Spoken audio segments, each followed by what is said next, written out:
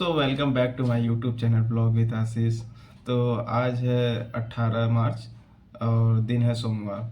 तो अभी जस्ट मेरा इंटरव्यू था IIM Sirmaur for tourism which is basically under the SAP call. तो अभी जस्ट इंटरव्यू देके खाली हुआ हूँ। तो मैं इस वीडियो में कंप्लीट उनका प्रोसेस भी बताऊंगा और क्या क्या मेरे से क्वेश्चन पूछे गए थे वो भी मैं बताऊंगा।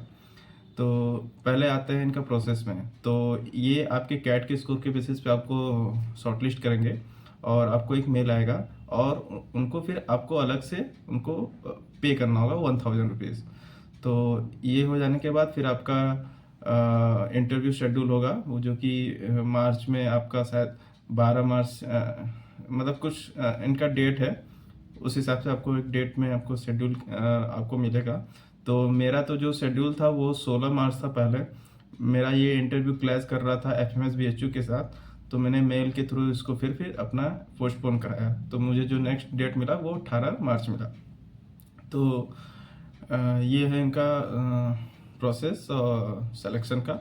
और उसके बाद आते हैं इनका मेरा जो इंटरव्यू था वो आफ्टरनून में था 1:15 पे। तो मैंने एक बज से मैंने लगभग 1:10 पे मैंने ज्वाइन कर लिया था। उसके बाद मैं इस वेटिंग हॉल में कम से कम मैं 3 घंटा वेट किया होऊंगा। तब मेरा 4 बजे के करीब मेरा इंटरव्यू स्टार्ट हुआ है। तो जब मेरा इंटरव्यू स्टार्ट हुआ तो मेरे सामने 2 पैनलिस्ट थी और जिसमें से कि एक मेल थे एक फीमेल थी। और तो उसमें पहला क्वेश्चन उनका ये था कि tell me something about yourself which is not in your resume. Okay, तो ये पहला इनका क्वेश्चन हुआ। फिर उसके बाद ये पूछा उन्होंने कि आपका 10th 12th और ग्रेजुएशन कौन से ईयर में हुआ है। ये हो गया। और उसके बाद आपका ग्रेजुएशन के बाद आपका वर्क एक्सपीरियंस जो है उस पीरियड का जो रेजिग्नेशन डेट था वो उन्होंने पूछा। उसके बाद मेरा उसके रिज़ाइन करने के बाद मेरा 2 साल का जो गैप होता है फिर उस गैप को भी उन्होंने पूछा कि इस गैप में आप क्या किए। तो ये हो गया इनका क्वेश्चन। और फिर उसके बाद जब ये हो गया और फिर मेरे वर्क प्रोफाइल से पूछा कि आपका वर्क प्रोफाइल आप का क्या था एसबीआई लाइफ में। ये हो जाने के बाद फिर मेरे थोड़ा सा एकेडमिक से पूछे कि आपका ग्रेजुएशन में फेवरेट सब्जेक्ट क्या था। तो मैंने बताया कि मेरा जो भी थर्मोडायनामिक्स फेवरेट सब्जेक्ट था।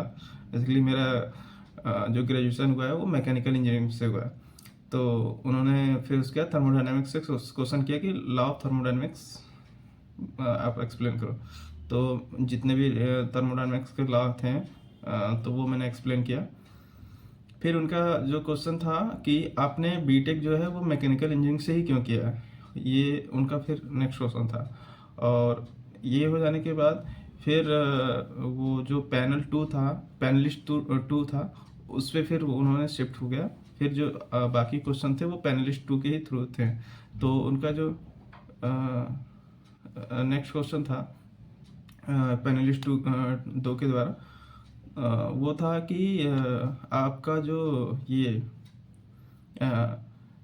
यूपी है, यूपी में अभी कुछ न्यूज़ है जो कि बहुत हाईलाइट में है। तो ऐसा क्या न्यूज़ है जो कि हाईलाइट में है। तो वो मैंने बताया कि बेसिकली जो अभी हाल ही में राम मंदिर वाला वर्डिक्ट आया था तो उसके चलते यूपी थोड़ा सा हाईलाइट में है। और फिर उसके बाद थोड़ा सा इंफ्रास्ट्रक्चर के बारे में पूछा कि यूपी में ऐसा क्या चीज़ हो सकता है कि जिससे इंफ्रास्ट्रक्चर इंक्रीज हो सकता है। ये हो गया। और उसके बाद फिर था और इसके बाद जो क्वेश्चन पूछे गए थे वो मेरा ये पूछा गया था कि आप कैट कितनी बार दिए हैं। तो मैंने उसका आंसर किया। और उसके बाद ये था कि आपका जो इंटर्नशिप आप उसके बाद जो किए हैं वो आपने मतलब ये एप्लीकेशन फॉर्म में तो मेंशन नहीं किया है, ऐसा क्यों। तो मैंने बताया कि बेसिकली वो इंटर्नशिप का इसका जो है कि कोई वैल्यू नहीं होता है। तो वो इंटर्नशिप का तो कोई उसमें वैल्यूएशन नहीं है तो उसका तो जीरो होता है। तो इसलिए मैंने अपना फुल टाइम वर्क एक्स को ही उसमें बस मेंशन किया है, ये था। और उसके बाद जो उनका था कि who is chief minister of UP. हाँ, तो वो था। फिर उसके बाद डिफेंस मिनिस्टर आपका यूपी में कौन है, वो पूछा। वन प्रोडक्ट और वन डिस्ट्रिक्ट से आप क्या समझते हैं, ये फिर उनका नेक्स्ट क्वेश्चन था। फिर उसके बाद मैम ने ही पूछा कि आप डीएमआई के बारे में जानते हो, तो मैंने एक्चुअली डीएमआई के बारे में नहीं जानता था, तो मैंने सिंपली बोल दिया कि मैं डीएमआई के बारे में अवेयर नहीं हूँ। तो ये हो गया। इनका एक क्वेश्चन ये मेरे कॉलेज से पूछे थे। एक्चुअली मेरा जो ग्रेजुएशन हुआ है वो चंद्रशेखर आज़ाद यूनिवर्सिटी से हुआ है। तो उनका ये क्वेश्चन था कि आप चंद्रशेखर आज़ाद के बारे में क्या जानते हैं।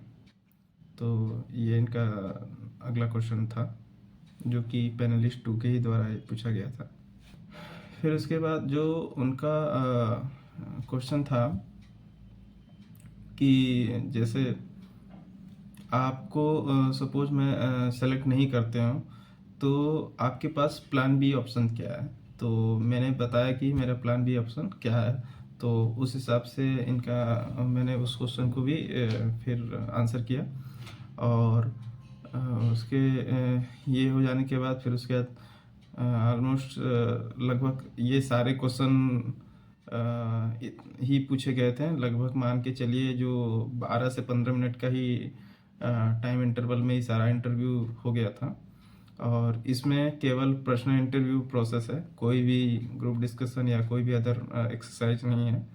तो जो भी वैल्यूएशन है वो केवल प्रश्न इंटरव्यू के बेसिस पे है।